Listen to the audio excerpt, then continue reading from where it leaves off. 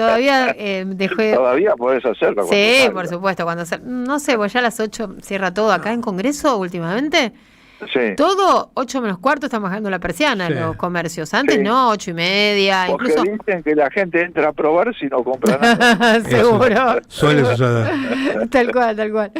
Bueno, Luis, vamos a comentar, nosotros abrimos comentando Sí, sí, el lo tema de los escuché. contrastes, ¿no? El tema de los contrastes que es algo muy, Total, muy, muy sí, fuerte. sí, Así que sí. bueno, te escuchamos tu reflexión sobre lo de Yo creo que ayer. eso, sí, yo creo que eso nos hace pensar a todos, ¿no? O sea, que hay algo que no funciona como funcionó siempre, ¿no?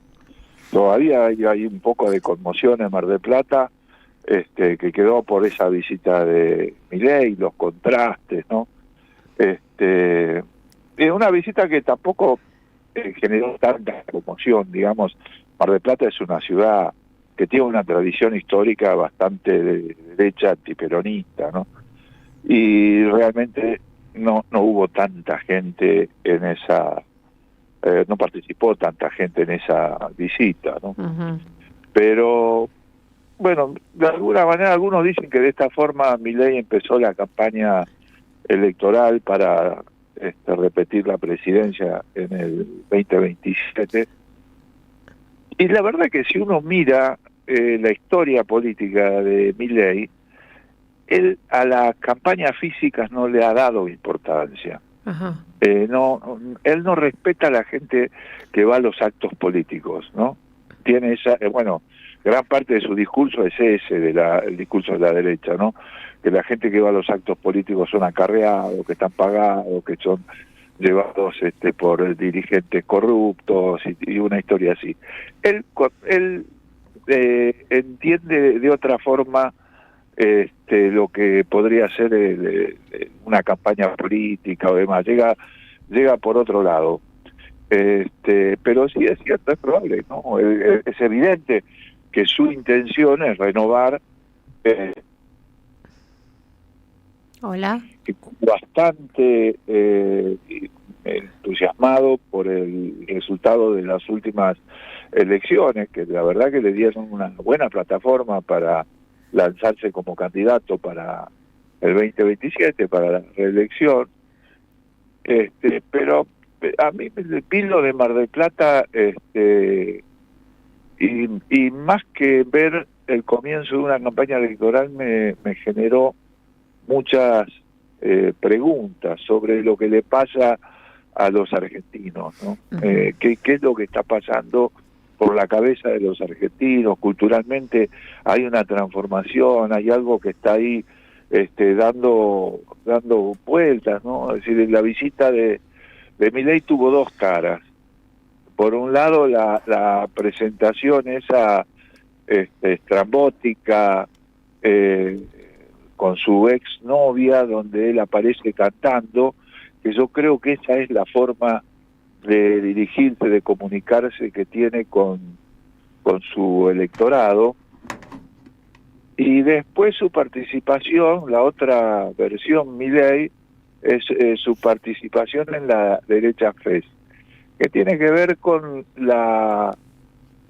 vos fíjate que si se mueve de su casa, de la Quinta de Olivos, para hacer algún tipo de acto político que tenga proyección hacia un electorado X, ¿no? Sobre el pueblo de a pie, digamos, que es el que lo vota, él no va con un discurso político, ¿no? Ujú. Fíjate que cuando él fue al festival en Jesús María en Córdoba, él tampoco fue a hacer un discurso político, apenas habló de política y se dedicó a hacer una fantochada ahí cantando, que además es otro interrogante, porque normalmente a los argentinos ese tipo de cosas nos parecía desprolijo. O sea, cuando un tipo canta mal.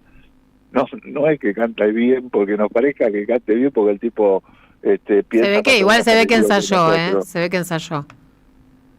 No, obvio, sí, Sí, no, él sí, fue sí. más temprano y hizo un ensayo. Sí. El tipo no arriesga en eso, y así todo el espectáculo en sí es bizarro, ¿no? no es que uno lo piense porque no le cae simpática la figura de Milei. Yo creo que cualquier argentino ve eso, o cualquier persona que no sea argentina, que viene de afuera, ve esa escena con el beso ese, un tipo que hace un calor insoportable, abrigado en un escenario con chalecos antibala y con una campera, saltando y gritando una canción de rock, de un grupo, de lo que fuere, y vería eso como algo bizarro, como algo poco, ni siquiera artístico. Yo creo que él sí lo ve como una expresión artística, y supongo que el público que lo aplaude lo verá así también, ¿no? Tanto los cordobeses como los marplatenses. Pero bueno, esa es la forma que él tiene de comunicarse con el público de a pie, con el tipo que lo vota de a pie, el que no tiene actividad política, el que no tiene actividad intelectual. En el otro nivel, él tiene lo que él llama la batalla, ellos llaman la batalla cultural, y bueno, que era la derecha fest que estaban haciendo ahí, que también había poca gente, ¿no? Muy poca. Y el tipo se mandó un terrible discurso ahí. Habría que señalar también que los teloneros de él fueron los dos operadores que tiene en la provincia de Buenos Aires. Ahí sí había una intención muy clara, muy fuerte, ¿no? Diego Santilli, el Colorado, con tal de ser candidato, es capaz de cualquier cosa. Fue un tipo muy sumiso con su jefe anterior, con Macri, que le hacía espiar su vida privada, y el tipo nunca reaccionó, nunca dijo nada. Y ahora participa en estas reuniones donde hay de discursos fascistas directamente, y él tratando de ensayar una posición derechista moderada, que a la gente le sorprendía porque esperaban otra cosa, ¿no? Pero bueno, esos eran los teloneros y ahí había un sentido muy concreto. Y después él hizo una reivindicación de su gestión, Milei, ¿no? Y a mí me llamó la atención porque la gente lo aplaudía a rabiar. Y hay que tener en cuenta también que en ese momento había 5 provincias del sur en pleno incendio, en plena catástrofe. Y el tipo inmune, o sea, como el tipo considera que eso a él no le incumbe, que él es presidente para ir a verse con Trump, para ir al gran debate ideológico mundial contra el comunismo